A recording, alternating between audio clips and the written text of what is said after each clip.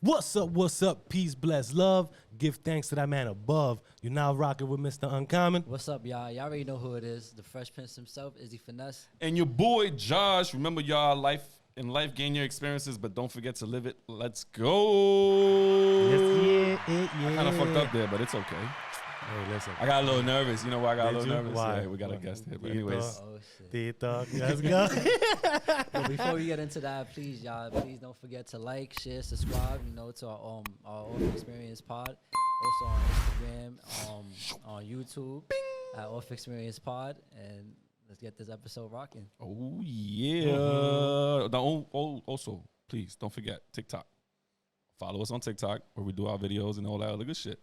Besides that, Oh, yeah. besides that, It's a big one. I'm a little nervous. Yeah? Yeah, Why? because we got a guest here. Yes, sir. She's somebody, a friend of mine, family member of mine, good person to talk to. She's like, how we say this, like the Thor with the gauntlet of emotions and mental health issues that with one snap, all that shit disappears. You feel me? She's like the woman in the shoe you want to talk to. Go over to her, she'll clear all your problems. She's like the Dr. Sebi of words. Can we say that? Let's give a good shout out to my good friend, OCD therapist Brianna Calderon. Let's go. Yes. What's up, guys? I'm glad to be here. Yes, glad to have you here. That was a crazy introduction. Yeah, I And know. it wasn't all true because Oh. I'm not a miracle worker. Oh. But I am helpful. Hey, listen. You help other people, right? Yeah, yeah. That's what matters. That's what matters. That's God's miracle right there. Oh, yeah. Before we get into her, I just want to let y'all know the word of the day today is validation. Validation, guys. The action of checking or proving the validity or accuracy of something. Yeah. Oof. The reason why I chose this is because based on how some people need some sort of validation to know that mental health is a real thing. That's the reason why I chose validation to be the word of the day. So now people can actually know what mental health is. So let's get into it, y'all. Cool. Let's get into it. Also, what month it is, too? Ooh. Suicide Awareness Month. Suicide Prevention Awareness Month. That's September? September, yeah. Yeah. Write know that down. Write that down. Is it like I have all right on that one, right? Like, cause I've never heard this before. Like growing up, I've never heard these months happening. Like all these awareness month. Like where does this come from? I don't know. Like that, I'm where- curious about. I'll be honest. Like yeah, because there's all different types. It's not just mental health. It's like this Yeah. is also Hispanic Heritage Month. yeah. Oh, So shit. like Yeah, there's I all forgot. different. I think people just decided to make in a month honoring or celebrating certain different experiences. So it's like a new thing to like they're just Yeah. inserting into the which is dope. Which is dope. That's I'm how not. we evolve. Yeah. That's exactly right. Yeah. Like, there wasn't an awareness of this before. Yeah, You know what I'm saying? So it's at like what point did it get noticed? right. yeah, Right. That's basically what you're asking, right? Yeah, At pretty what much. point Like, it at get what did it noticed? come out? Like, yeah. if wish I had anybody the knows, answer. hey, I know. I You know what I'm saying? Like, because If someone knows, tell us, please. you know what I'm saying? Yeah, because it's like, okay, but no, it's dope. It's dope. It's Yeah, dope. it's true. It's true. But it's not only, it's Suicide Prevention Month. So for everybody who has any suicidal thoughts and suicidal ideation, seek some help. You can ask a friend. You can ask your moms, even though she might think like you're a little pussy because, you're crying and shit. Which is exactly why we need to ask for help. Exactly. Yeah. Because the reason we have awareness months like this is because we want to bring attention to certain issues. And suicide is obviously something that people want to change, want to prevent. Yeah. So we need to kind of have the conversation around it. And one way that you can really work to heighten your awareness of suicide and suicide prevention is to just talk about it, because not enough people talk about it. And since not enough people talk about it, people feel afraid to reach out for help.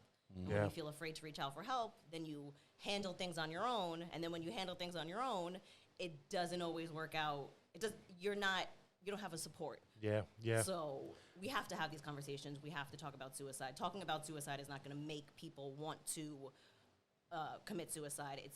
Not commit suicide. That's actually The opposite. something we should also talk about, Yeah, because yeah. the word commit is synonymous. It's kind of like committing a crime, doing Right. something illegal or doing something bad. So when we don't really want to use committing suicide as a phrase anymore, died by suicide is probably the better phrase. Okay. Okay. That's Because we different. don't want to criminalize people that are Yeah. in pain and feel like their only way out is to Okay. do something like that. You know what's crazy? Like, cause we in this whole conversation now, right? And this is the reason why me and him, like we kind of like spoke on this before we started this, because of that reason, to speak on people that don't want to speak on, that are afraid to speak on things, right? As far as like men, because and I'm not saying women don't have the same issues, but men are more vulnerable to not want to look crazy in front of other men, right? So they be like, all right, I'm gonna deal with it a different way. You know what I'm saying? So it made us be like, okay, if we could do it, maybe somebody else could actually see, okay, boom. That's dope. If these two can actually sit down at a table and talk to somebody, then I could do the same thing. You know what I'm saying? So, and that's why the patriarchy fucking sucks. Because why can't men have feelings? Yeah, exactly. You're right. Why can't men express those feelings? You're Why right. can't men tell each other that they love each other because they are family, they're friends, they're a support group? Yep, you're right. That's true. Because I tell my brothers here every day, when we hang up the phone, when we see each other, yo, I love you, bro. Yeah. That's just because it's genuine. You know what I'm saying? It's the way I feel for it. You know, and I'm not afraid to say it.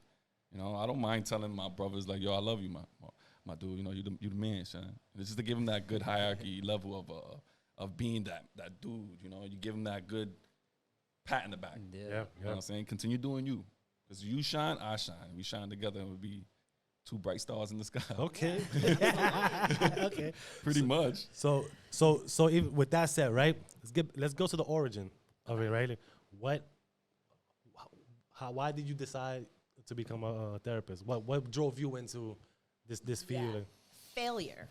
Oh, Failure drove me to being a therapist, and I don't mean that I became a therapist because I am a failure. I failed at something, and I wanted to actually go to medical school. I wanted to be a medical examiner. Really? I wanted to be the New York City coroner.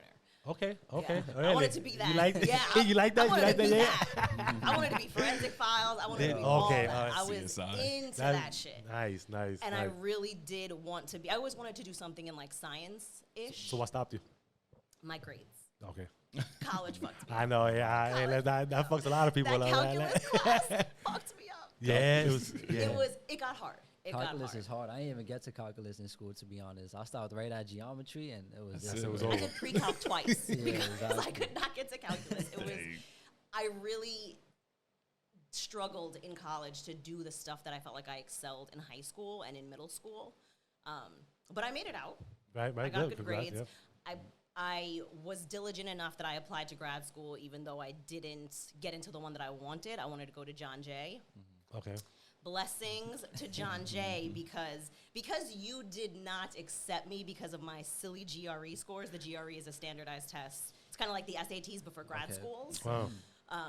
They did not accept me. And it was a blessing in disguise. So I failed twice. Always. I couldn't be a medical examiner because my grades weren't good enough. Yeah. I couldn't go to John Jay for forensic psychology because my GRE score wasn't good enough. I ended up in SUNY Old Westbury in Long Island. Okay. And it ended up taking me exactly to where I needed to be, which was becoming a therapist. And it sucked to fail at something because I really, really wanted to be a medical examiner. I really wanted to. I mean, I seen an autopsy in person. I went as far as to intern at a hospital, and I seen an autopsy in That's person. fire.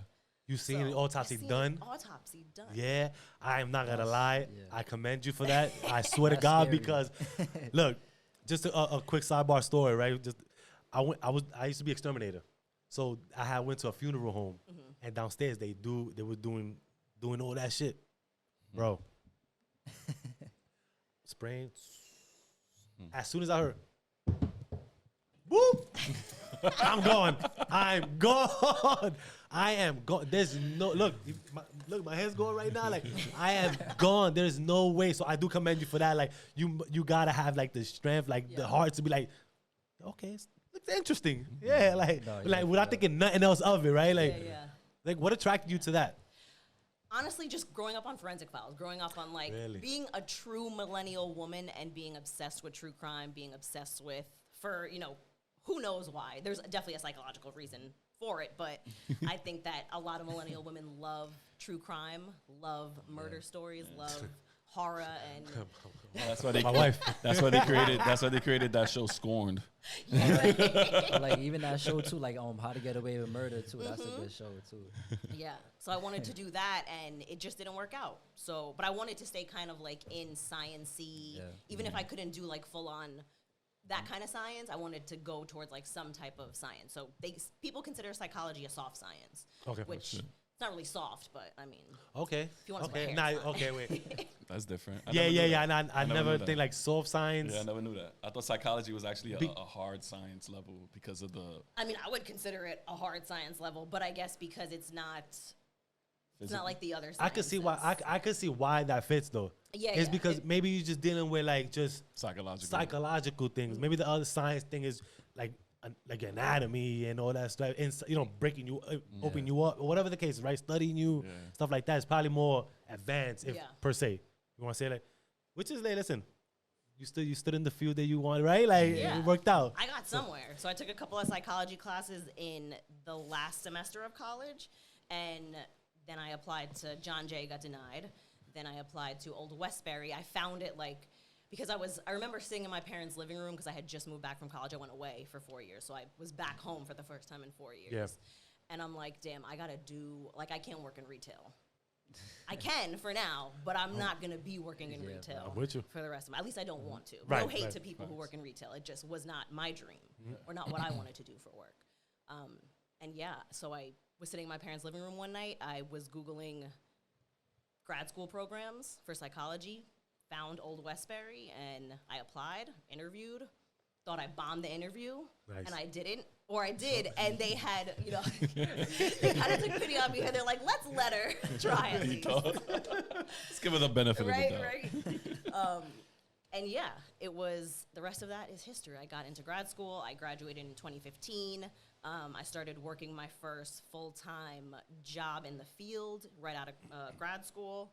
Really? Then, nice. Yeah.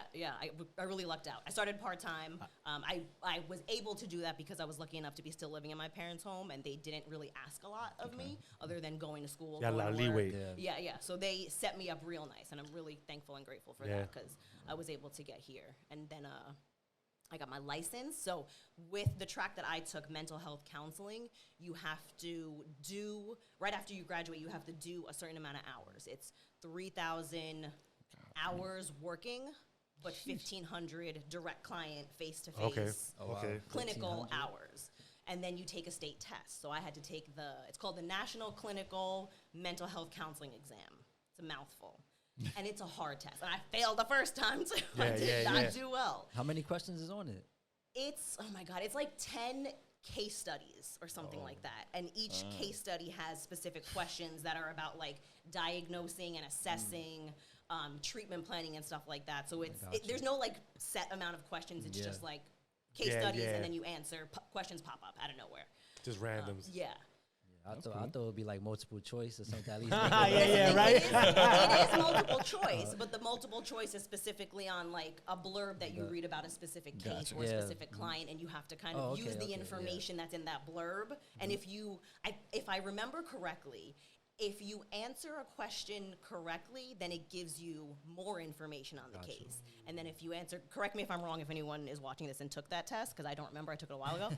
But I think if you choose the wrong answer, then it doesn't give you the information. So you have less information then. So you gotta open a skill. Yeah. Pretty much. Move on to the next one. Open the board. It's like playing a game. Like That's crazy. That's crazy, right? Like how it works. Uh-huh. You gotta. That's how do you prepare for that though? Like. What specialty did you pick up in therapy? In therapy, so specifically vague question, but good question. When I was working right out of grad school, I worked with adults with developmental disabilities. So that's like autism spectrum, whatever is considered a developmental disability in the DSM. The DSM is the Diagnostic Statistical Manual. So it's like our book to diagnose certain disorders. So if people fall along that spectrum, it's no longer called, it is the autism spectrum disorder, because it's a spectrum of different types of functional differences. So I was working in a group home in the Bronx, and I worked there for about 2 years, and then I went to another job and worked in another group home with another agency. So I really got my career started with working with autism spectrum adults, and then the pandemic happened. That sounds tough. Yeah. That's gotta be like a real handful to deal with, Autistic like adults. in a bunch. right? Yeah. Because it's not single; it's just one thing. Yep. And a bunch is, oof. Yep, it's a lot of. I mean, I give credit to everyone in the field because none of it is easy work. It's all difficult work. And then amidst all that, during the pandemic, I took my licensing test for the second time, and I passed it the second time. So pandemic hit. I wasn't going into work all the time because COVID restrictions. And then shortly after the pandemic started, I had to go in like twice a week, but like under heavy restrictions because they were trying to keep people safe. And then I also took the test, passed, decided that I kind of didn't want to stay here forever because this was a place that gave me the tools I needed to take the test and the hours that I needed to take the test. And now I'm like, okay, my journey keeps going. So where do I go next? And I found something aligned with my want to work from home. So I ended up working from home, treating specifically OCD. Really? Yep. Nice. Okay. Nice. OCD. Break that down for us. For the people in the back that don't know what OCD is. Because honestly, I thought OCD was just making sure everything was perfect. I mean, You know what I'm saying? there is levels to OCD though. I didn't know for it was- sure. I would say like, I didn't know it was Right? categorized though. I didn't know until she started doing the whole 718 counseling, and I started going into her page, and she started posting up her other stuff. So you can break down what OCD is for the layman's terms, people. Yeah. So OCD is obsessive compulsive disorder. And in order to have it as a disorder, you have to meet certain criteria. So I'll break down the criteria diagnostically first. If you have obsessive compulsive disorder, in the last 30 days, you have been experiencing both obsessions and compulsions, and you experience it for at least 1 hour per day in those 30 days. So there's like a time increment for diagnosing this. Right. There also has to be a functional impact. So that means that it has to interrupt your work life, your home life, your leisure life, any domain in your life where you have to function as an adult, what we would call a fully functional adult, which is vague. yeah. If it impacts your functioning, pretty much. then it is considered clinically significant. So then we would say, then that is another part of it. But you have to have obsessions, compulsions. You have to meet that time increment. It has to be functionally impactful, and you have to recognize it as an issue. Now, you can meet the criteria and be labeled with the disorder, or you can also experience symptoms that don't lead up to the full criteria, but it doesn't mean that you're not experiencing obsessions and compulsions. See, that right there, right? Like, because I was gonna say, like, when I said there's levels and all that, is because like, I think everybody has some type of OCD, Of course. like, Oh, right? Yeah. And people joke about it a lot too. They be like, I got OCD, I gotta clean this, I gotta clean that. And would you say that's it? Like that would be some type you of see- something that. But you see, no? that's the way I thought it was. Like, yo, oh snap, I got a little something in my hand real quick. Yeah, there's like a mess or something. I gotta scrub it out till your hand turns pink. That's what I thought it was, and that's what it was, and that's the only thing it goes. How about if you got to check something multiple times? That could be compulsive. Or it could be compulsive. Yeah. If it's compulsive, then you're behaving compulsively because you're responding to some obsession or intrusive thought that you have. So when you say that a lot of people kind of have OCD, it's not that, but everybody experiences intrusive thoughts or intrusive urges, doubts, things like that. And when I say intrusive, I just mean we've all had thoughts that we don't want to have, thoughts that we know are not like aligned with our values or aren't indicative of like who we are as a person. Yeah. And they don't feel comfortable because we know that we don't want to have those thoughts. But having an intrusive thought and responding to an intrusive thought compulsively are two different things. Everybody has intrusive thoughts. I don't care who you are. If you want to deny it, that's your prerogative. You're lying. That's fine. Hell yeah. Like, We all have I think intrusive everybody- thoughts, and it's fine. We have brains. That's what brains do. But if you are acting compulsively or even thinking compulsively, it can be considered obsessions, compulsions.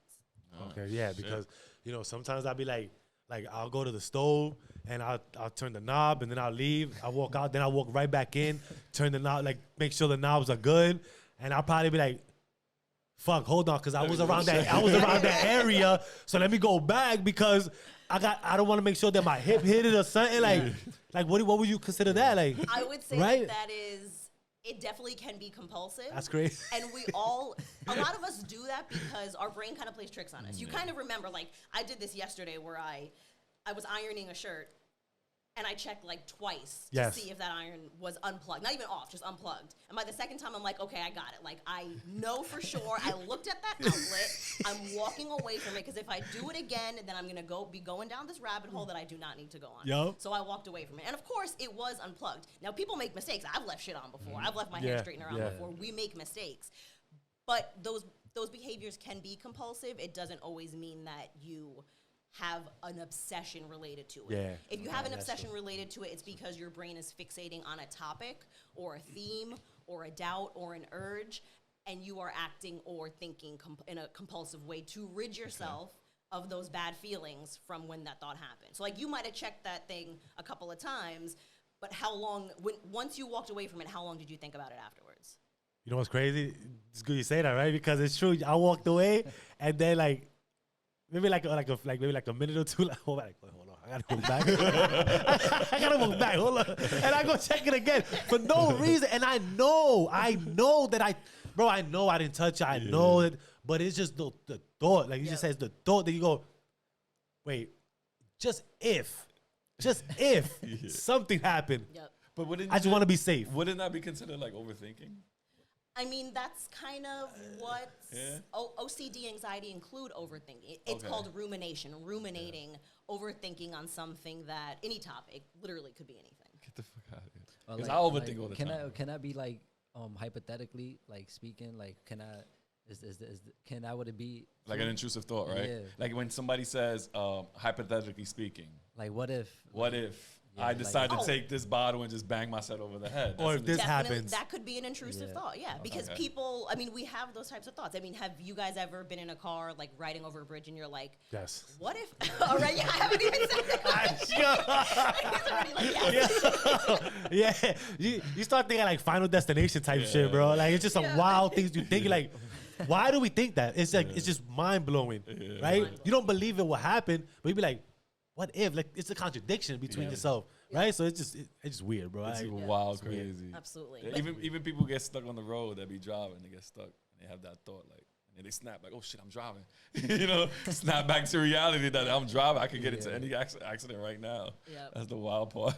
But even like if you're driving and you can have so many intrusive thoughts about driving. Am I gonna cut the wheel and drive off this bridge? Am I gonna stomp on the brake? And anyone that's in my car, the people that I love are gonna fly out. Like all of these horrible thoughts that you would not want to have, and you know that you would never do that because that's not your value. It's actually really scary. It builds up a fear and an anxiety and a worry in you.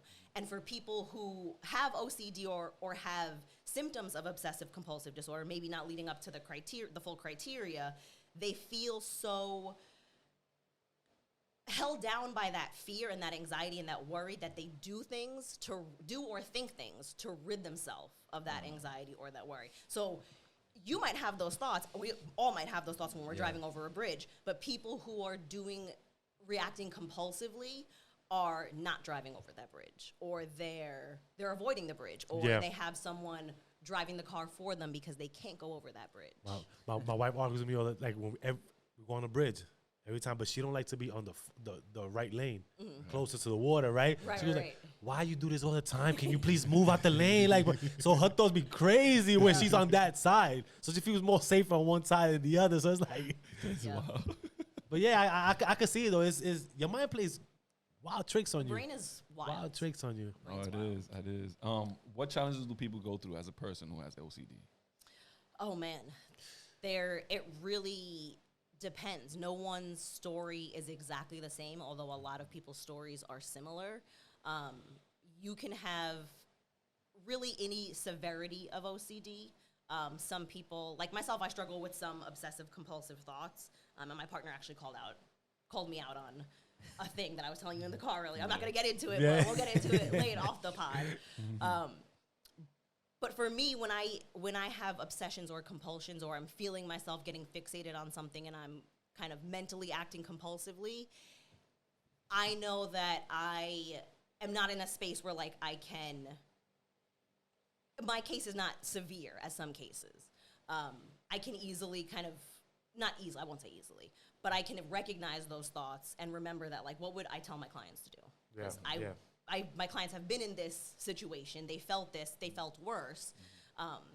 And then there's different levels of severity. Like people don't leave their homes. People become agoraphobic, which is, not wanting to, so not just not leaving your home, but having a difficult time getting out in the world. What was that word? What you say? Agoraphobic. It's a phobia. I'm sorry. Goro? Agoraphobia. Agoraphobia. Yeah. Agoraphobia. Okay. What is it? It's a phobia. You know what? Let's look it up. Like that. Let's get the specific It's like definition. that. Agoraphobia. You gotta learn these things, man. Because look, these are words that we don't even know about, and to even look at it and be like, okay, you start seeing the symptoms. Oh shit, I am going through this. Maybe that's something that you should look up. I got it. I got no service. Agoraphobia is a mental and behavioral disorder, specifically an anxiety disorder characterized by symptoms of anxiety in situations where the person perceives their environment to be unsafe with no easy way to escape. So it's like being like a crab in a barrel. You don't know Right. Yeah, you're scared to go outside. Yep. Kind of feel trapped, right? Like in your own home, thinking everything is unsafe. Mm-hmm. Ooh, those are hoarders. No, I Would you mean, repeat that? I will believe they go through the same. They don't go anywhere. They just collect things and just. Completely different diagnosis, but I think the common thread here is anxiety and Okay. worry Probably, yeah. and fear. With agoraphobia, the phobia is the fear. Right. And it might not look like other anxiety disorders, but there's a specific kind of fear and worry. A lot of symptoms of OCD can look like symptoms of other disorders, honestly. And that's why I feel kind of strongly of refining the diagnostic manual that we use, because I think that we have classifications of disorders and a lot of symptoms look like a lot of disorders. That was actually gonna be my next question too. Okay, so yeah, I'm glad. If you got to go ahead, because No, 'cause I wanted to say something about that. That was gonna be my next question. My next question was, what are the symptoms of OCD? Symptoms of OCD. So for the full criteria, like we mentioned, 30 days fixating on a topic. It could be literally anything. We know it as contamination and organization. That's the way that it's been branded in the media, and it is very, very true. It is not invalid because that's not the only part of OCD, but there are so many other types of OCD. All OCD is equivalent, so it's all kind of based on fear, anxiety, worry, fear that you're not living up to your values, not living aligned with your values, and there are different subtypes. So we have contamination, cleanliness, perfectionism. Can be a type of OCD. Doesn't mean that all I can see that. perfectionism. I can see that. I mean, because even See that? I catch myself doing that sometimes, where like if I'm standing around some people and we're talking about something, and I see like a piece of paper on the table and it's not aligned with the edge of the table, I'll grab the piece of paper and bring it down to the edge of the table and keep it there, and then stand back and look at it and go, It's there. you know what I'm That makes saying? sense. It's there. It's It's there. perfectionism. Like, yo, it has to be perfect. But even that's a good example. Even that could be considered perfectionism, or what's also called just right OCD, meaning that whatever you're worried about has to be just right to you. So it might not be symmetrical, and it might be symmetrical, but it might be like, I got dressed today and I just feel like these clothes don't feel right on my body. Like I need it to feel right. These threads don't feel good. The fabric doesn't feel good. I have to change. And then I go and change. And then the next pair of clothes, the fabric doesn't feel good. I can't find an outfit. So it's not necessarily, it's right wild. technique. It's wild. So it's not just the symmetry, the perfectionism kind of all blend in. But at some point you can also notice that different subtypes look like other subtypes. For example, harm OCD, kind of like what we were talking about with the driving over the bridge and fearing that you might cut the wheel and drive off even though you know you don't want to hurt yourself. That could be considered self-harm or harm OCD, because the fear is, what if I actually get the desire to cut the wheel and drive off into the river? Whoa. I know that I don't want to do that, but what if I do? Or what if I make a mistake and end up doing it without intending to? That's harm OCD. Could I be like some superstitious type stuff that your mind playing tricks on you, like superstitious? Superstitious OCD is a Right? thing. That's yes. it. Okay, Look cool, at that, cool. yo. Because I'm hearing her, so I'm like, all right, the superstitious, like, no, this not right. I feel like if I wear this, something's gonna happen. Yep, It's like, I yep. don't Taboo, right? superstition, OCD. yeah. Right? That's one thing that is. I used to have that issue before, right? Like that whole like superstitious type stuff. So certain things, like even walking on the street, walking over the cracks of the blocks and all that. Yep. Seriously, Splitting the Step on a pole. crack, break your mother's back. yo, you, Go so, on you, the you ladder, understand, that- right? Yeah. So it's like, You know that crack is not going to kill your mom, but what if it will? but what if it will? Right. So I had to literally really force myself to really get off that space because I know that my energy was gonna bring whatever is gonna come to me anyway. So my mind just shifted off to, okay, that's not real. Yep. That's not real. My belief is more in him, right? It's more spiritual, I guess, if you want to per se. So in that energy, whatever energy you put out, energy come back. So it was hard, but that right there is a messed up thing, right? Yeah. Like It's scary. it's scary. It's scary. You know That's what why I'm saying? people freak out over it because they are so worried that am I having these thoughts and I am not aligned with my values. I want to harm myself. I don't think I want to harm myself, but what if I do and I don't even know it? It really is kind of a mind fuck. And going back to what I was saying before about like my own experiences with obsessive compulsive behaviors and thoughts, there's levels of severity. OCD is an extremely debilitating disease. A lot of people have it and don't know it. It gets misdiagnosed all the time by people who aren't really by therapists or practitioners who aren't really educated on it.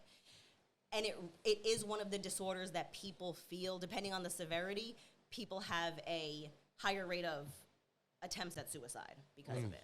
Of the OCD Yep, issue. of OCD. It's too much for And them to handle, per se. If they go into that space, It puts you in a dark headspace to where sometimes if you don't get the proper help, if you don't talk about it, if it's stigmatized, if you're in an environment where you're not supported, it can make you feel very isolated. It can make you feel very alone. People have shame talking about the more taboo stuff, the more stuff that is like heavily intrusive to the point that like talking about it publicly would feel shameful because the public might perceive it to be something else, which we can get into. It's an extremely debilitating disorder. People make attempts at suicide because of it, and that's why we need to talk about it. It's perfect that we're talking about it in Suicide Prevention Awareness Month because it is a disorder that can result in that, and we want to prevent that as much as possible. We want to get the information out there that there is help. You are not crazy. Crazy is not a word in our vocabulary. You are a person that's experiencing these things. Your pain is real. Your life has value. Your life has worth. And we just want to make sure that if people don't have access to care, we can educate them and help them as much as possible so they don't feel alone. Yeah, That's a fact. Yeah, hey, Facts. drop that right there. That's a good round of applause right there. son. I'm learning so much right now. It's crazy. I didn't know there was like different category of like OCDs like that, like how you was just saying like the just right OCD and everything else. But I know you also specialize in like PTSD and everything. I just wanted to know more about that. Cause coming from where we come from, which is like the Bronx, New York is crazy, and I feel like, or like anywhere in the world, like say you come from like a hard area, and a lot of dudes say that they experiencing PTSD, from like probably like from gun violence or just being out on the street. So have you ever like dealt with some like anybody like that? So I'm trained in the specific treatment, one of the treatments that people do for PTSD, one of the evidence-based treatments. Evidence-based treatments mean that scientists have done research on them. They've had clinical trials. So I am trained in prolonged exposure for PTSD. But remember that just like OCD, you can have trauma. It doesn't mean that you have PTSD as the disorder. You could have PTSD, you might not. But just because you don't have diagnosed PTSD or because you go to a therapist and they don't diagnose you with specifically PTSD doesn't mean that you haven't gone through traumatizing things and doesn't mean that you don't experience those symptoms. There's also something called complex PTSD, which is over time experiencing a multitude of different traumatic events and it kind of all stacks on top of each other, whereas PTSD, we look at it as more kind of like a singular or an index event or index trauma, we would call it. So for the treatment prolonged exposures is good for post-traumatic stress disorder in the sense of like looking at one specific index trauma. And it really is about teaching people that your traumatic experience happened, but your brain is responding in a way that you are kind of like always reliving that trauma. And we want people to understand, we want people's brains to learn that the memory of trauma and recalling the trauma does not equate going through the trauma again, even though in the moment it feels like it because you're experiencing all of those symptoms. So that would kind of be like fear too, right? Like fear because you just keep rethinking and rethinking and thinking it's going to happen again. Fear that the trauma is going to happen all over again. And depending on the environment that you're in, depending on what the trauma is, it's not an invalid fear. It's a pretty valid fear. That's why people feel that in such intensity, because the probability of it happening again is not zero, and people harp on that. Even that 1%, they feel, even the 0.1%, they feel like something still will happen. Yeah. And they're experiencing almost like having flashbacks. It's kind of like you're experiencing the trauma all over again. You're not physically or realistically, but it feels like that when your brain goes into that space. It's funny you say that, because like, all right, like deja vu, right? Can someone get stuck in a deja vu as an intrusive thought? That's a really interesting question. Okay. I don't have the answer to that. Okay. No, because I know someone. An interesting question. The reason why I bring it up is because I know someone who gets stuck in a deja vu, and it overwhelms them, where they start heavily breathing, they can't control them. Yeah, panic attacks. They feel that they literally see stuck. that deja vu happening every time. And as much as I try to ask them, what do you feel? What do you see? They say it's the same thing that I've experienced before, over and over again. It's like a Groundhog Day? Pretty much. But in Groundhog Day, you see how he was going a bit insane at the beginning, because he started seeing things over and over again. I mean, it was the same day every day. But then he got accustomed to it, and he started fixing things to make sure that he won't get out of it. That's what I'm trying to tell him, the person that I'm talking about. Why don't you just think about outside of the box of being in this intrusive thought or this deja vu and get yourself out of it? And the reason why I say intrusive thoughts is because he starts thinking about bad things. You know what I'm saying? Like, what would happen if this would happen to me now? And then he starts to get you know what? elevated and stuff You know what though? Like if a person starts thinking that, right, and they go, okay, what if you're not going through this anymore, and you just choose to be like, yo, fuck it, I'm doing this is happening so much, like I can't deal with this. The what if? Let me just see what happens. The real outcome. What it is, right? Yeah. If I just change, thinking about something outside of different perception, right? Why is it so hard to get into that space? You know what I mean? Like, yeah. Well, I think number one, we would need more information on that case, because it could be, like I said before, a lot of symptoms can look like a lot of other disorders. A lot of symptoms are the same symptom. Your trauma response might not be my trauma response. Right. My trauma response might be your coping skill that you've refined. So it really is, a case by case, individual basis. But I think when people, especially people who have experienced trauma throughout their life, their nervous system is on such high alert all the time. It's really hard to lean towards those thoughts of rationality and thoughts of, what's realistic. You can consciously know that, okay, I am in my home, so I know I'm safe, or I'm not experiencing said trauma over again. But your nervous system is in overdrive. Your brain is in overdrive. It's not easy. Just like with OCD, it's not easy to lean on the rationality, because the hurt part of your brain, or the traumatized part of you, or that part of your brain where OCD lives, is more or less playing tricks on you. right. Okay. And the way that you actually broke it down that way, to the person who I'm actually talking about, I hope they actually tune into this part, because it is true. The way that you broke it down, it is a way where it seemed like it was trauma before for him, but now where he's at in life is like, it's like how would I say it? It's like finding something, but you can't really grasp it. You know what I mean? Like, you're trying to find, if I can get this the right way, no, I can't. If I could get this, no, I can't, because everything's just slipping. The water, pretty much, and it's slipping right through his fingers. So now that anxiety brings up that deja vu, like, oh, I don't want to get put in this position again.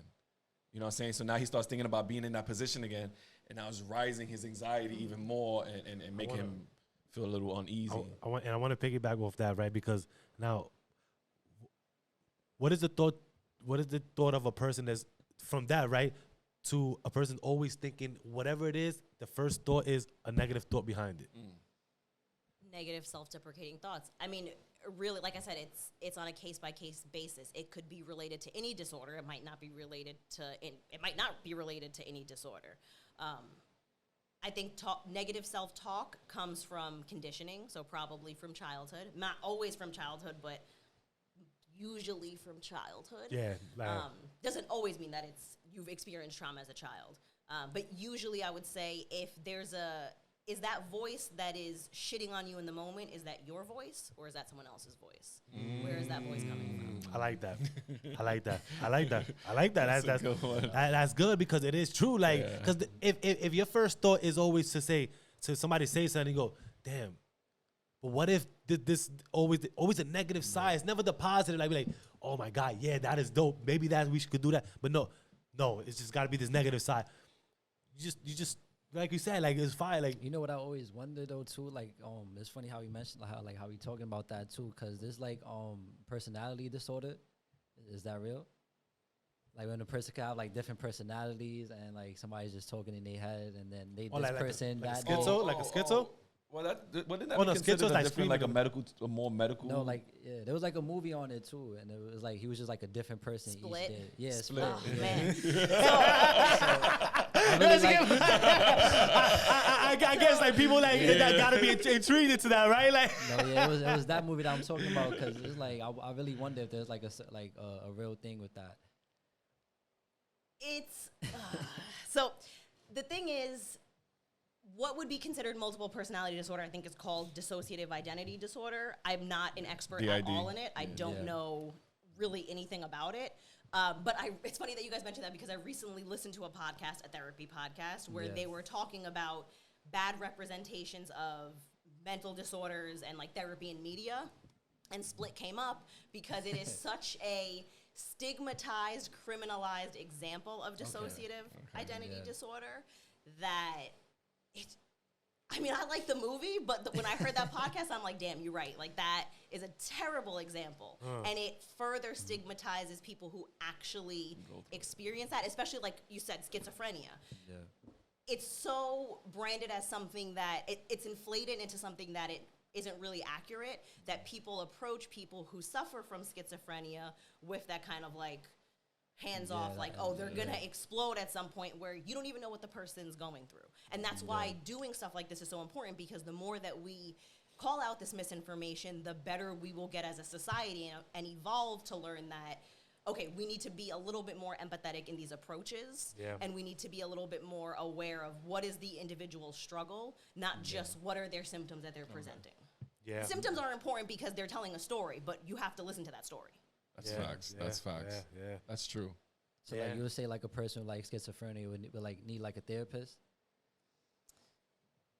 I would say a person with schizophrenia would need an appropriate care team if they are suffering. They would need to get diagnosed. Yeah, I think that they would need an I appropriate mean, care team. with my I'm sorry to cut you, but with my experiences working at the hospital, I do believe in that. Like people who do suffer from schizophrenia, they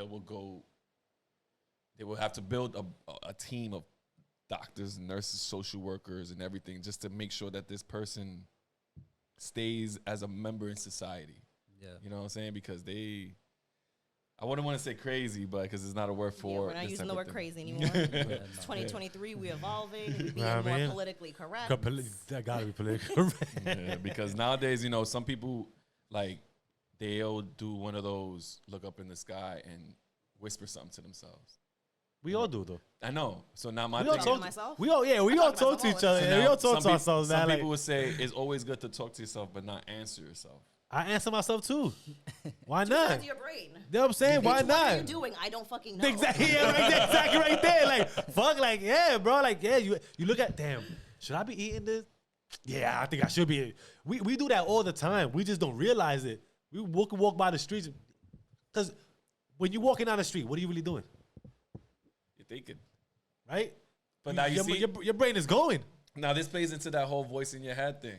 Like, remember when you say it all depends? Remember when you said it all depends on is it your voice that you're listening to or someone else's voice? You see, that's what I'm saying. Like, you're walking down the street. Now that intrusive thought that you're thinking of, is it your voice or is it somebody else is telling you, yo, what if you just jump in front of this bus right now?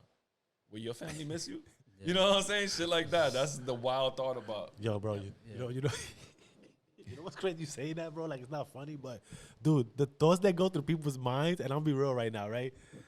Thoughts like that, when then you be like, oh, do my family miss me? And then you jump right into be like, I won't even be here to know if they fucking miss me or not. So why the fuck am I even thinking about this you shit? answering Like, yourself. I'm You asking answering myself, yourself. right? Like, I swear to God, bro. Like, I'm like, yo, what? No, what? What That's the a fuck I'm good one. talking? Like, I wouldn't even be here. Well, I'm gonna see him be in the sky. They miss me. Yeah, they miss me. No, there's no way. So yeah, I do answer myself, bro. Like, I watch a lot of movies, and Ghost is one of my number one movies. Ghost is my shit. So if I could be like Patrick Swayze and watch somebody from 1,000 and be like, Bro, if that was real, I still wouldn't do that, kill myself. But still, I wait for my time to come, bro. Like, that's funny. Though. no, but it's true. But I have a thing like, because doctors, right? When they try to diagnose people, like, who is it up to diagnose these people with these problems, right? Because sometimes I feel like it's a fine line, and people diagnose certain things without it even being that, right? Absolutely. And then you got somebody, oh, he's diagnosed with this, and you're like they get older and all that, whatever case, and that's not even the case. So why you even diagnose them from the beginning with that, right? So the criteria, like, do you feel like people just overlook certain things just to get shit moving, the ball rolling. right? Just get things moving, and that those type of things happen in these That's a good fields. question. In the way he sees it, like, all right, like certain, like nowadays, you're a young therapist, right? The reason why he's bringing that up is because nowadays in the medical field or in fields like of yours, right? People more worried about the money. Right. You know That's what I'm saying, right? So, like, for instance, like me working in the hospital, I can see new residents come in. The old residents, you can see the empathy, the sympathy. You can see them care for you. These new ones will be like, all right, when was the last time you felt this way? How did you feel this way? This, that. All right, here's a medication. Go about your business. Just like so, like Another example, when a mother gives birth now, back in the days, hospitals were more onto a mother's mental state and make sure that she's okay to leave the hospital. That's why they let them stay 3, 4, 5 days. Now, nigga, first day you give birth, you're out of there. 16 hours later, you're getting discharged. they're packing you up. You know what I'm saying? So the mental state in the medical fields is not as it used to be. That's why I'm feeding off of what he said. Yeah. You know what I mean? So at what point where did people stop caring? Is like basically what it is. Those are good questions, and I have a couple of layers that I want to get into. So, number one, I think there's a lot of misinformation, and clinicians aren't always trained properly to spot the right symptoms and to call out the right symptoms. So there are kind of like systemic inequities.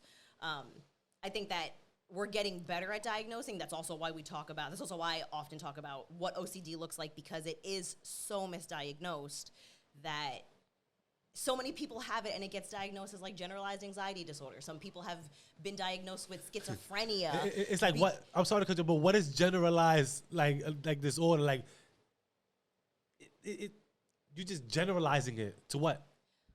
I'm gonna probably catch heat for this, but I don't think generalized anxiety disorder and OCD are that different. Okay. I don't think that they're that different. There's differences, but I would say maybe looking into the future that they might be the same disorder. Okay. They might be. I don't know what that would look like. You know, I'm not the one writing the diagnostic manual, but I think that we're on the 5th version, and the 5th version has been out since I've been in grad school. That was almost 10 years ago. So we're due for a revamp. Right. I think that, disorders look like other disorders, and it's hard to always tell specifically what it is. So I do think that people have a lot of misinformation out there. So some disorders get misdiagnosed. I think we need to have better information, better awareness, better education. But I also do think that there's a culture of some individuals don't care. Straight up, some individuals get into fields because of the money. Some individuals, don't really they're in the wrong field because they don't have a lot of empathy, and they think they have empathy, but they don't. But there is a systemic, keep that thought. No, I got you. There is a systemic issue, especially when we talk about money. Blame the insurance companies, because insurance companies don't love to pay therapists what they're worth. And given the emotional and mental labor that doing therapy is for someone, not being paid what you're worth and getting all these degrees, getting into student loan debt, to not be paid what you're worth is really hard for therapists to rectify. I know I've been there where I'm like, I remember specifically, I hadn't had my license yet. and I was applying for jobs, and a job that I applied for, I had already started working full time, so I was already in the field, but I was acquiring my hours. Yeah. I had applied for a job, and I asked for the salary, and they said 50,000, and I was already making 50,000 at that point. So I'm like, all right, I'm looking for a little bit of a bump. Like my finances, my bills cost a little bit more now. And the person literally said, if you're not licensed, don't expect to make more than $50,000 until after you're licensed. And I was like, bet. You're wrong. I'm going to. And then I got a job that paid me more than that and still gave me my hours, gave me the clinical hours that I needed, the supervision that I needed. So when we have this culture of therapists are so put in high regard, are needed, especially now post-pandemic, we're like, okay, we know how bad it was during the pandemic. We all need to maybe talk to someone. Or maybe not even just talk to someone. Maybe you need to go to a support group. Maybe you need to, look up a therapist online if they're giving like an online course where you can like, maybe it's not one-to-one therapy, but you're working on the things that you're struggling with. People don't want to pay therapists. And I'll be honest, I need to eat too. I need to pay my rent listen, too. I'm with you.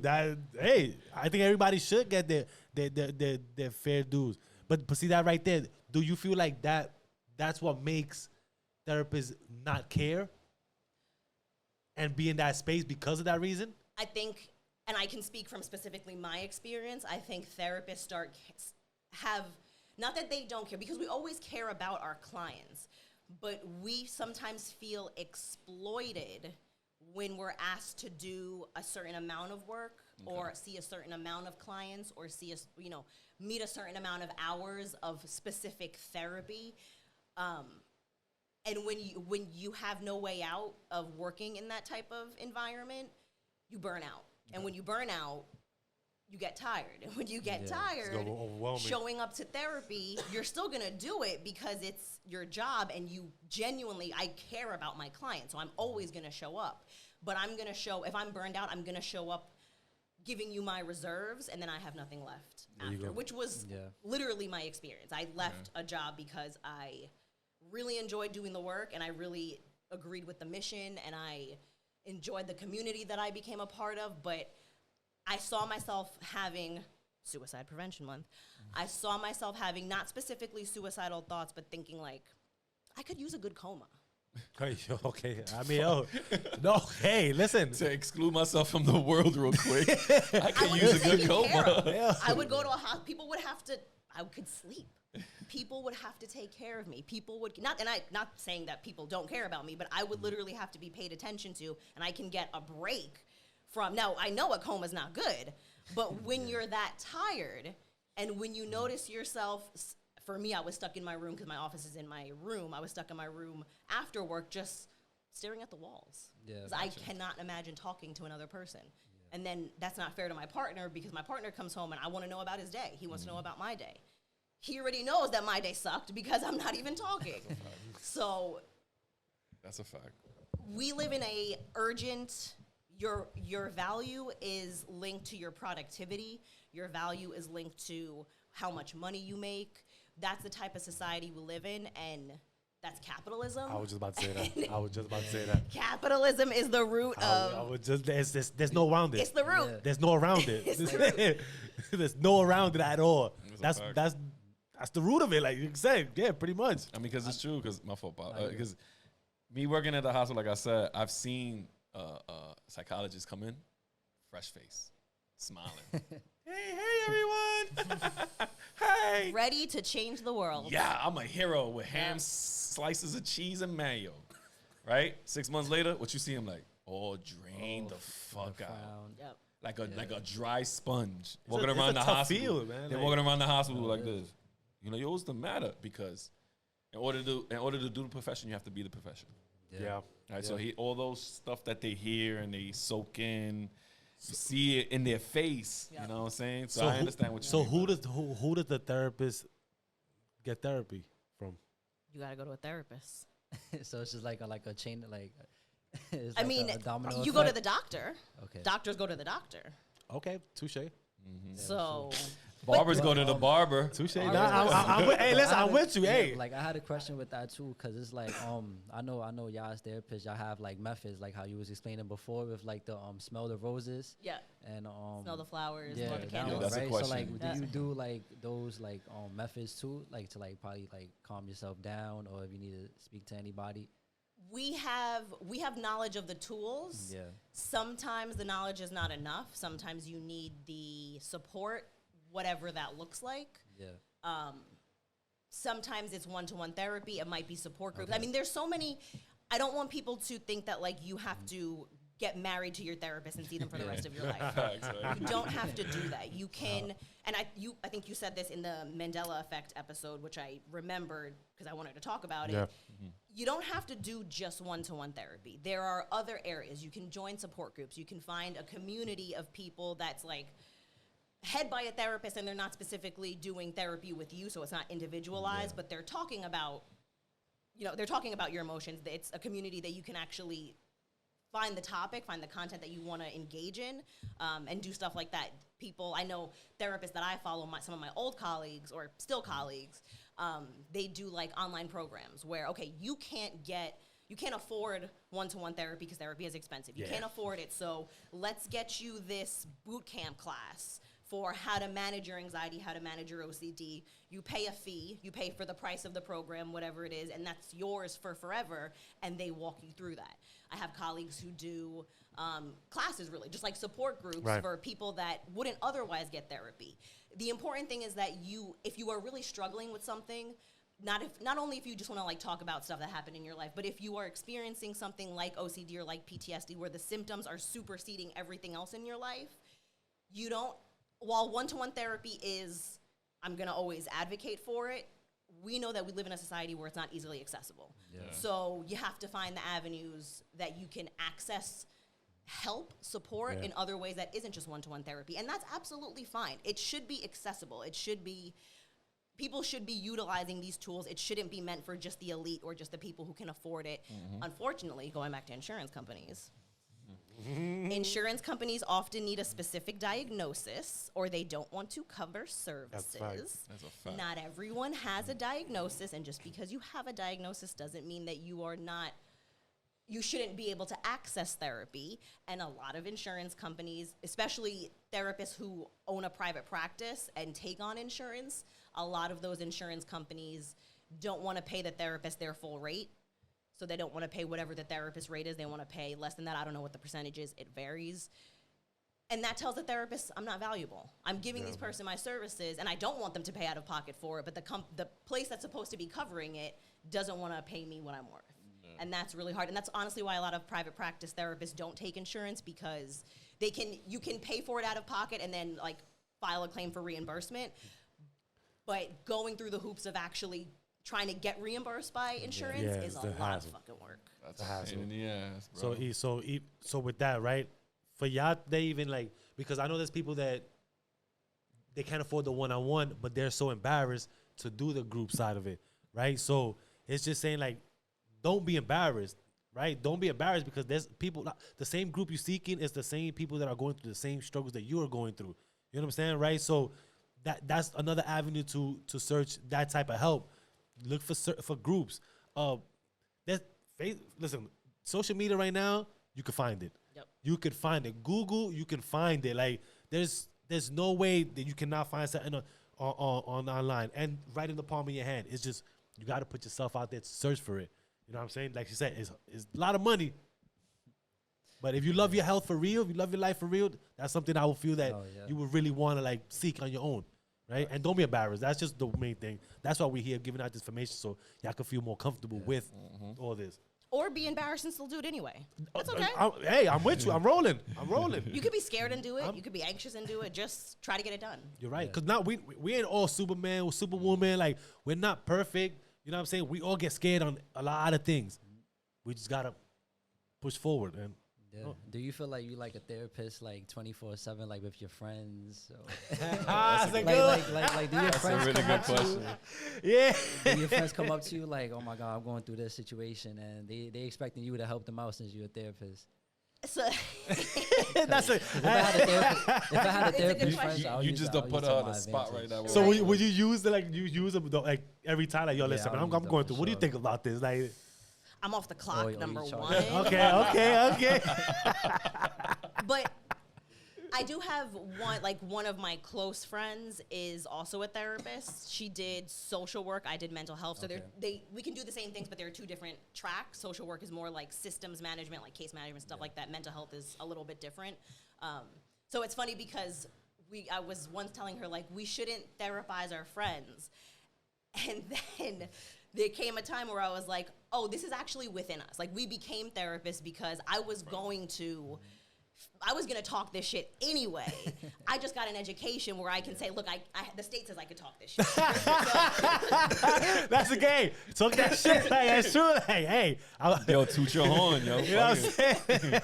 Seriously. But I do think that there's always like a layer of me that is looking at things with the question why, how, those kind of like therapeutic, investigative questions.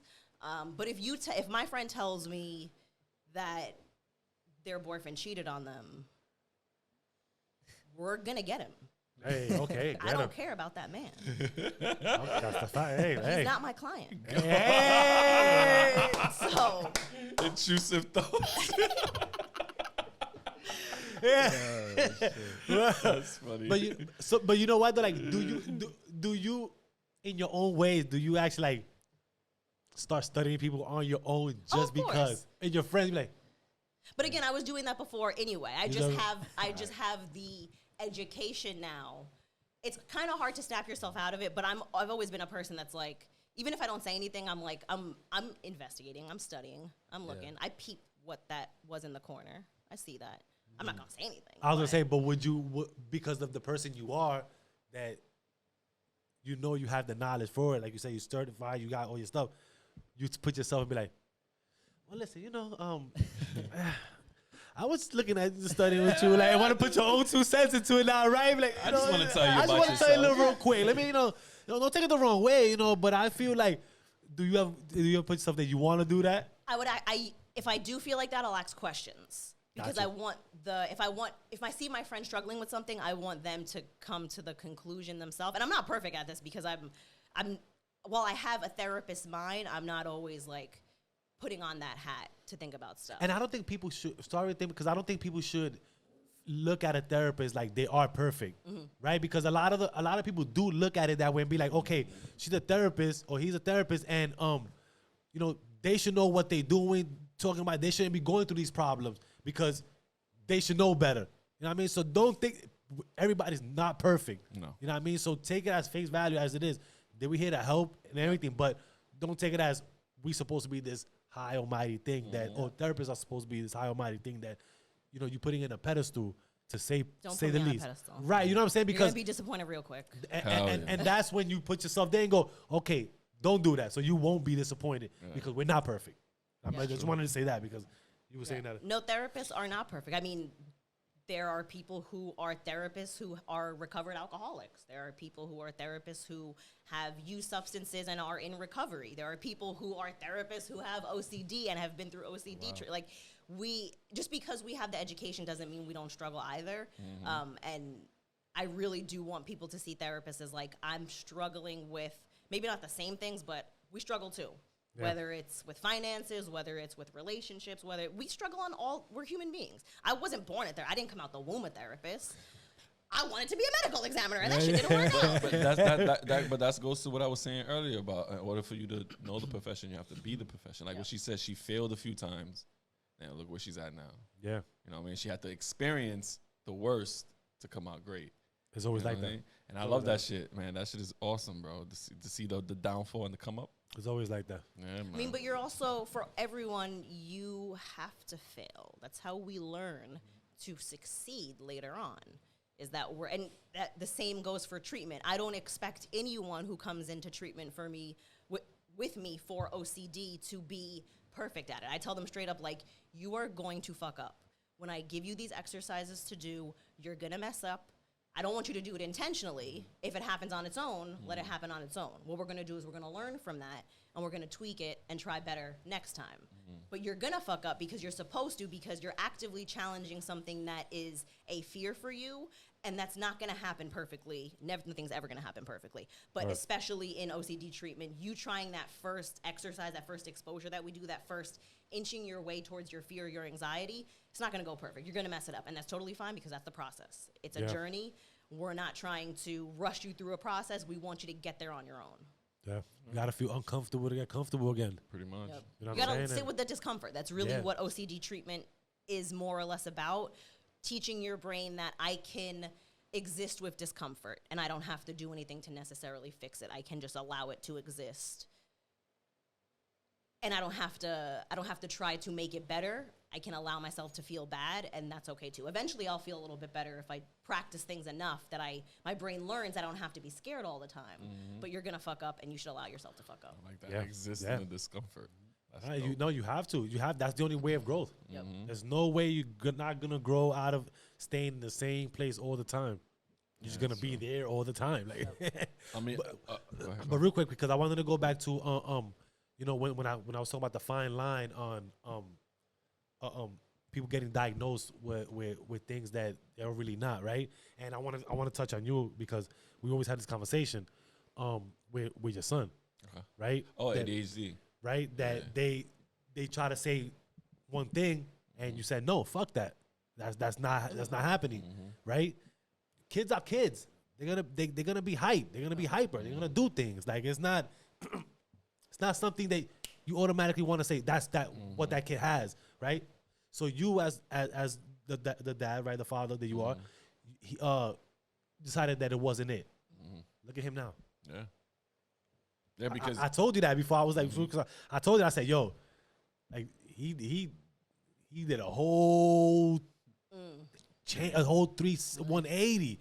Like this kid, hey, respect, yo, like, and I told you about that, like, yo, Jack is different, like, you know what I mean? But if you would have fell into that space and said, okay, I believe you, that's what it, and now they want to give a medication, this, that, and the third. What would have been worse from there, right? So a lot of these things are self-inflicted, not from you, but from people that don't know how to really diagnose these symptoms, right? And that's the shit right there that gets me upset. That gets me tight because of those things. It gives it a bad narrative towards people that are trying to do good or really diagnosing to versus to the ones that just, all right, pass them through. Yep. Yeah. Yep. Right? So, right. Right. Now, we actually have a question about, since you mentioned kids, coming from one of our fans on Instagram. Her name is Your Favorite Coach Jess. She says, do you feel it's necessary to put a child on medication to treat OCD? That's a great question. Thank you for asking that. I think it is always a case-by-case basis. Some people, everyone's bodies are different. Like, some people do very well with just treatment, just therapy for OCD. And I've worked with kids before who are not medicated but do very well with treatment. I've also worked with kids who have OCD and ADHD, and the two are kind of like battling each other, and they're on medication for both, but they need that medication because when they weren't on medication, things were somewhat unmanageable for them. It's not about the parents necessarily. It's for them. Does that mean that every kid that has OCD or every person that has OCD needs to be medicated? I don't think so. I think you need to consult. I'm not a doctor, so I don't do anything medication-wise, but I think you need to consult a psychiatrist, maybe get a second opinion. Are psychiatrists always right?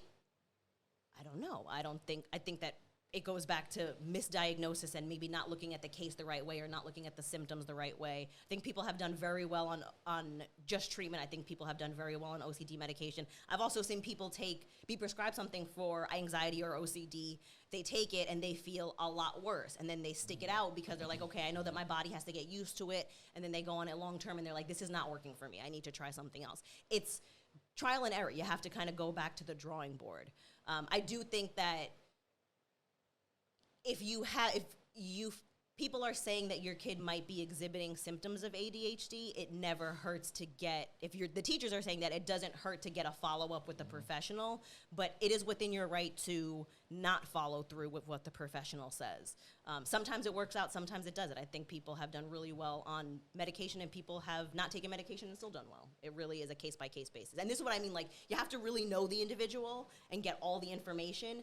The first time you go into therapy, it's not just, you tell me your life story, and now I know your life story. It's a process of, the first couple of sessions were getting to know you. So what might be a glaring symptom in the beginning might not be a glaring symptom later on, 3 sessions in.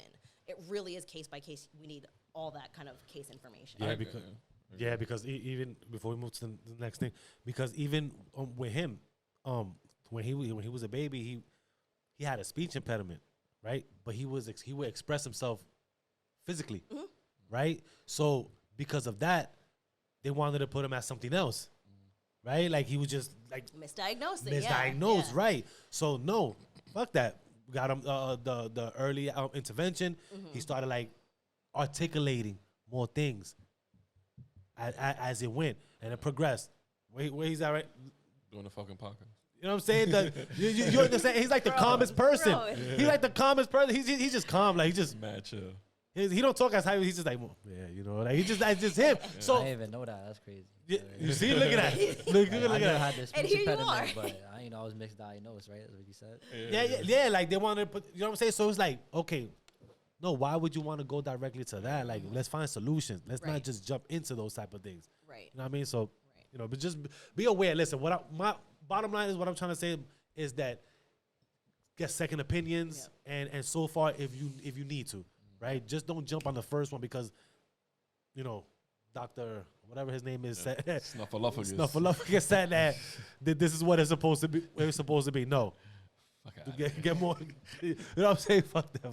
And making sure that whatever the professional is that's doing the assessing or the testing is using the right tool. So like if someone thinks that their child, or even adults, because adults get diagnosed with ADHD more now because they weren't diagnosed when they were kids. Yes. And then they realize now, like, I'm really struggling with focusing, other things, like I can't keep still.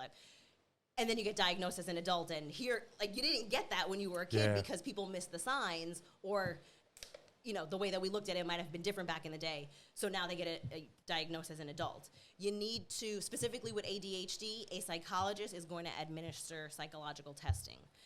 Someone like me, I can't diagnose for ADHD because I'm a therapist, but I'm not a psychologist. And psychologists specifically do psychological testing for what would be considered like neurodivergent disorders. And ADHD is one of those disorders that is considered neurodivergent. Sheesh. Ooh-wee. Oh man, Yeah. I got another question. Yeah, we got some questions from the people out here. From the good followers. The Thank y'all for submitting these. No, listen again. Like, just want to thank y'all, the supporters, for submitting these questions as we was trying to post them and putting them up. You know, y'all gave a little resistance, but you know, some came through. I like it. I hope as far as y'all got into this episode, y'all got a little information. Y'all got a little education on what's really going on between anxiety, OCD, intrusive thoughts, because intrusive thoughts is something else. Damn, it gets deep, man. It gets deep. Yeah, it does. So I got one question from one of the guests too. It was from Maisie, right? And it was, how do I know? No, matter of fact, this one was from Chloe. How do I know from anxiety and how to overcome it? How do I know, that you have anxiety and how to overcome it? Everyone feels anxious. So number one, everyone has anxiety. Again, this is one of those things, like, I don't care who you are. If you want to dispute it, go ahead, dispute it. You're wrong. Every single person, it's a human emotion. So I never get anxiety. Yeah, okay, all right. So we all experience it. And anxiety doesn't always have to be bad. It could just be like nerves. Like, I used to get test anxiety, and it wasn't pleasant by any measure, but it didn't always mean that I was going to do bad on a test. It's just the pressure of, like, knowing that I'm going to take this test. And then some people get really bad test anxiety to where they cannot take the test or they cannot function in that moment. So there's levels to it, different levels of severity. I think that if you're feeling anxious about something and you're aware enough to pinpoint that it's because of a specific fear or because of a specific worry or thing that you're fearful of happening, think about, what am I losing by not engaging in this thing? So, for example, if I have anxiety traveling, right? Yeah. Maybe flying on planes or just being away from my home, I could make the conscious choice to not travel, but what if I want to explore the world? What if I want to explore other states? Is my anxiety getting in the way of me losing out on those experiences? So then the best thing to do for that is learn to sit with the anxiety, sit with the discomfort, pinpoint specifically what's the function of it, and what is making you anxious itself. Is it a fear of something bad happening, the plane crashing? Is it a fear of something bad will happen to your home? Are you worried about being in a new, unfamiliar place? And still try to do it anyway, because the more that you avoidance is just reinforcement of fear. So the more that we avoid, the more that we're telling our brains that thing is too scary and I am incapable. And you are not incapable. You're absolutely capable. We are all capable. Over you. And it took over you. And now you're letting it dictate your behavior.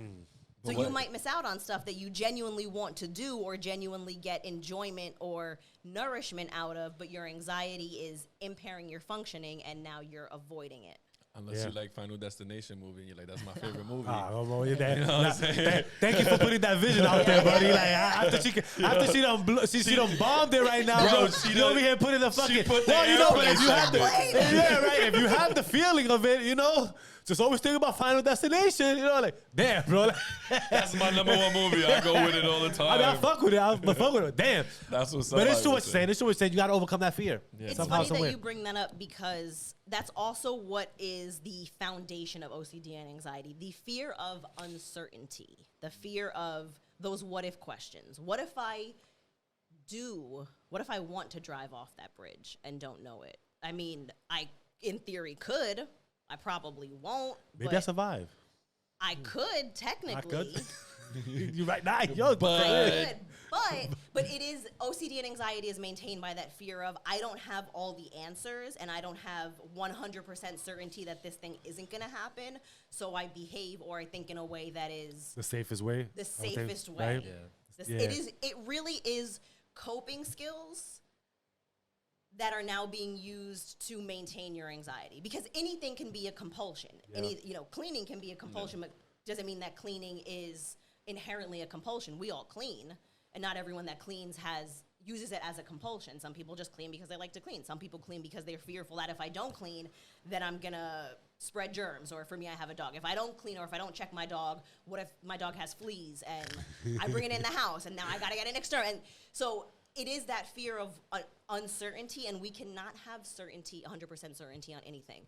Part of what we work on in OCD anxiety therapy is getting comfortable with embracing the possibilities that could happen, but also acknowledging that nothing could happen. Okay. Booyah. Because it still might upset you. Yeah. Okay. I could. Yeah, we got to drop the bomb for that. We got to drop the bomb for that, because that was a good one. Ooh, okay, yeah. That's it. Right. Even with contamination, right? There's different reasons why people worry about cleanliness, contamination, OCD. Yeah. It could be the spread of germs. I just don't want to be dirty. It could be the fear of if I get dirty and spread it, then I'm spreading disease, and people I care about get diseases. And that's contamination, but that's also harm, because you don't want to harm your people you care about. You don't want to be responsible for harm. And now it also becomes responsibility OCD. So you see that OCD. Damn, responsibility OCD, bro. Holy shit. Yo, this is real. OCD is OCD. What is maintaining it is that fear of uncertainty, that fear of not being safe, that fear of the next shoe dropping and you not being prepared. It's all maintained by uncertainty. So you could put anything in front of it. You could put OCD anything in front of it. You could. Right? It could be anything that you think of could become an obsession. There you go. Boom. No. There you go. All right, I got a question from Rosebud on Instagram. She says, besides the smell the flowers and blow out the candle technique, what other techniques can you use for controlling anxiety? Yeah, that's a great question. I think that the smell the flowers, blow out the candles is good for, it's a breathing exercise, and it's good for kind of heightened anxiety. So when you feel almost like an anxiety attack or a panic attack, or your anxiety is so debilitating in the moment that you cannot do what you were supposed to do, those breathing techniques to bring you back into your body are a really good technique. We also use something for panic attacks, but you can also use it for anxiety too, especially if you feel like the anxiety is getting to you so intensely that you feel like you're almost dissociating or not present in your body. We call it the 5, 4, 3, 2, 1, and if there's a therapist out there listening to this, I could be fucking up the order. So let us know. Hit me up, correct me, please.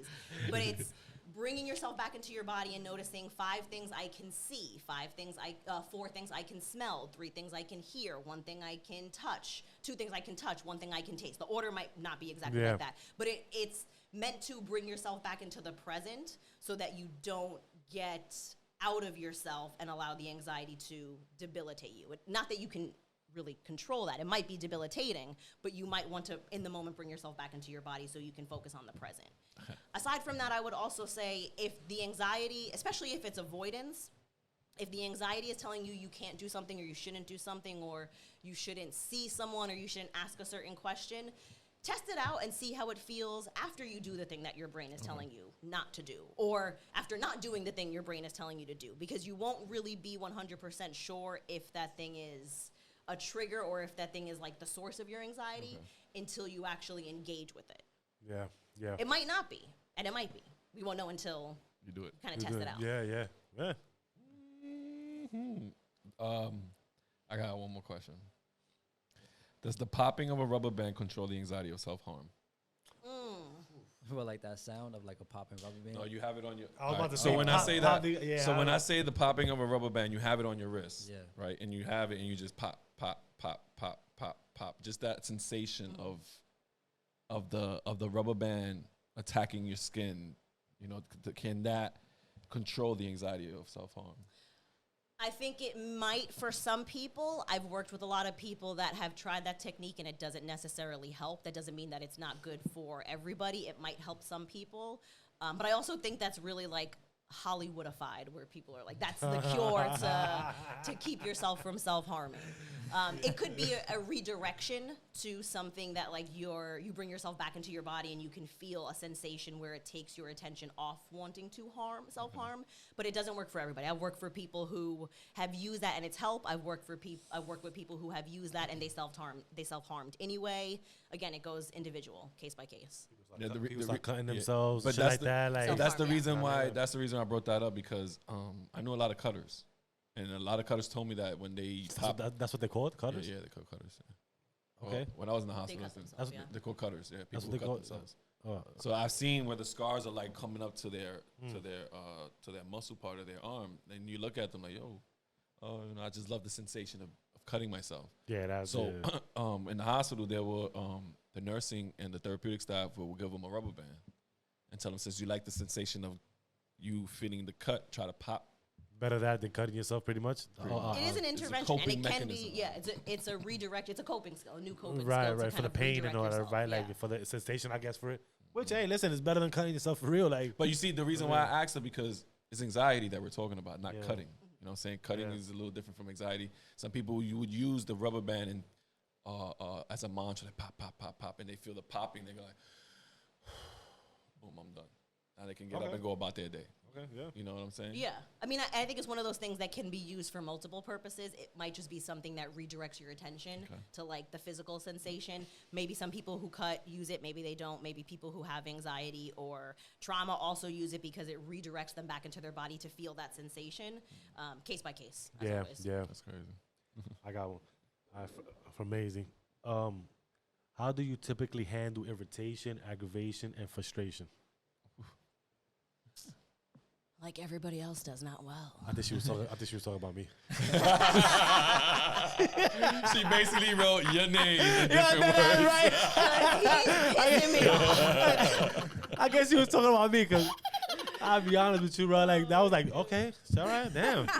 That's how you feel it out here. So yeah. Just tell me the truth right now. Tell me bro. the truth. Man. That's how I make you feel. But yeah.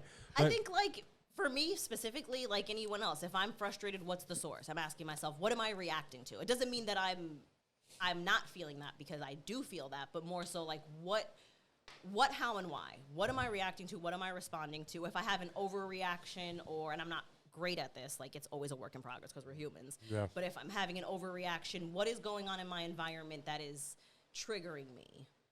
And why did I respond that way? Will I always ask myself that? Probably not immediately. Yeah, Have to kind of yeah. come back down to baseline and reassess.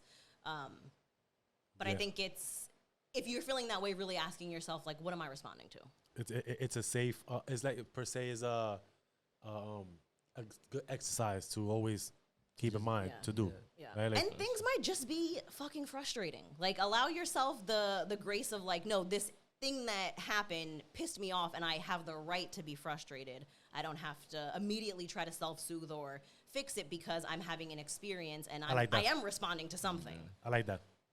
I like that because it is. I definitely like that. Yeah, it's true. Yeah, because at least you allow yourself to get it out. Yeah. We tend to pathologize, meaning we tend to make certain emotions seem like abnormal or like it's coming from a symptom or it's inherently rooted in something traumatic. Some shit just sucks. Hey, listen. We went through a pandemic. Like, some shit just sucks. And it's okay for things to just suck and acknowledge that. Sometimes your environment literally is harming you, especially for marginalized people.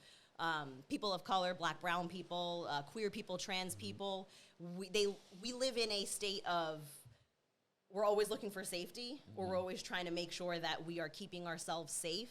So sometimes we pathologize these symptoms where it's just you proportionately responding to your environment. And that can happen in the therapy room as well. A lot of times it's a double-edged sword because you can, what seems like a symptom might just be a proportionate response or reaction to their environment. It's true. Because when I went to therapy, at first I thought about it, and I had a female therapist. So I thought at first I was like, well, she's gonna know about me. Female, she don't know nothing about men. What am I gonna tell her? If I express my feelings to my wife, what is this woman gonna tell me? She's gonna tell me I'm a man. She might take your woman's side. Yeah, right. We always think suck that. Though. Yo, you a man? Suck it up. But the first one, I hid myself. I didn't want to express nothing. Like I was like, she said, "What you here for?" I was like, I don't know. Okay, that helped. She's like, for real, like, and she was a young doctor at the time. She was pregnant, so she was expressing her becoming a mom for the second time, and how it's a little stressful that she can't really go to anybody at the time as her being pregnant to talk to her about her problems. Yeah. So I looked at it and I did all right. So check it. This is the reason why I'm here. So that's when I actually broke it down, and then the second visit was okay. The third visit was okay. It wasn't up to like the sixth visit that I actually started going into the room and they started letting her know, like, yo, check this out. What happened to me, yo? Then she'll sit back. Instead of giving me some whack-ass response, she'll actually break it down. Like, what if you thought about it this way? What if you put your foot in somebody else's shoes? What if this, that, and the third? But why are you thinking this? So she'll break it down to me where I'm like, And then I thought to myself, you know what? I don't need it anymore. You know what I'm saying? So I told myself, I don't need it. But I still have it. Don't get me wrong, it's there. I can make a phone call and I'll have it again. Yeah. You know what I'm saying? But I don't need it. But that's what I'm saying. Like, if you really feel like there's a need for it and you feel like you don't need it, just try it. Yeah, I don't think you should be afraid to try. Like, just don't be afraid to try it. Yeah. That's just pretty much what it is. Like, don't be afraid. And that was my thing because, like what we said before, this was before the podcast was made or even thought of. Mm-hmm. So me being a man, and I thought to myself, me being a man, why would I want to express myself? Because us men, we fight in silence. Word. We struggle in silence. We express the way we feel in physical activities and emotions that can't really be expressed because of who we are as a man. Mm-hmm. So patriarchy. Basically. So when I went into the therapy room and I started doing it, I felt better. I was like, you know what? I encouraged 2 other guys to do it. Did they go do it? No. Absolutely. So that's how I look at it. That's the thing, though. You don't have to be married to your therapist forever. Some people go to therapy for years because their therapist stays in the same practice or owns their own practice for years, and that's totally up to them. Is that comfortability at that point? If you're going to someone long term and like on and off, I think that this person probably knows so much about you that it's hard to open up to someone else. Some people are willing to do it. It also depends where you go. People who have private practices are probably more likely to stay longer because they own their business versus people who are kind of working in agencies or working for mental health tech companies or working for someone else where there's high turnover rates. And why are there high turnover rates? Because there's high burnout rates, which we talked about. But back to what you were saying, some people, especially for OCD anxiety, we want you to, if you're getting treatment for OCD anxiety, we want you to taper off of therapy. We don't we love you because you're our client, so we care for you, but we want you to graduate from therapy eventually, because that means that you have worked on your symptoms so much that you can manage it independently, and you have the tools in your toolbox to manage it independently, and you don't necessarily need me. You can always come back if things get a little bit unmanageable again. Yeah. The door is always open, but it is a good thing to break up with your therapist, because most of the time it's a good thing to break up with your therapist, unless it's because it's not a good fit, which you are absolutely within your right to do, because you have to have a good fit, a good rapport with your therapist. That's true. But we want you to not be there forever. If you want to stay forever, for as long as we're working at that specific place, that's awesome, because we have a good relationship. Yeah. Graduating therapy is important because it means that you've moved on. It means that you've progressed. You can always come back, but you can do things independently. You can fly, spread your wings without me. And that's a beautiful thing. We want that for you. That's a Like fact. she said, spread your wings, fly, baby, like a peacock. Fly, baby, fly. So at the end of it all, man, to kill it right here, yo, if you need help, seek it. Yes, Simple yes. as that. You can catch her at 718 Counseling on Instagram. There you that out, go. yo. I'll check that out. Listen, Bronx forever. Bronx forever. You want to shout out anything? Who do I want to shout out? Two pages that are really good. We didn't get too much into it, but I did want to talk about. I'll come back maybe one day. Yeah, you will. Have me back. Oh, yo, no, for sure. No, hell, yo, listen. Oh, we got there's way more conversation than this, like, for sure. Yeah. Hell yeah. So a conversation for our next episode, whenever I come back, is decolonizing therapy, because therapeutic practices are inherently Eurocentric. So like, white people have built the foundation of what therapy should look like, and we know that I did not know that. that might not work for people who are not white. So if you're interested in learning more about anti-oppressive practices in therapy, follow Body Justice Therapist on Instagram. I've been learning a lot from her, and I'm trying to incorporate that into my own practice.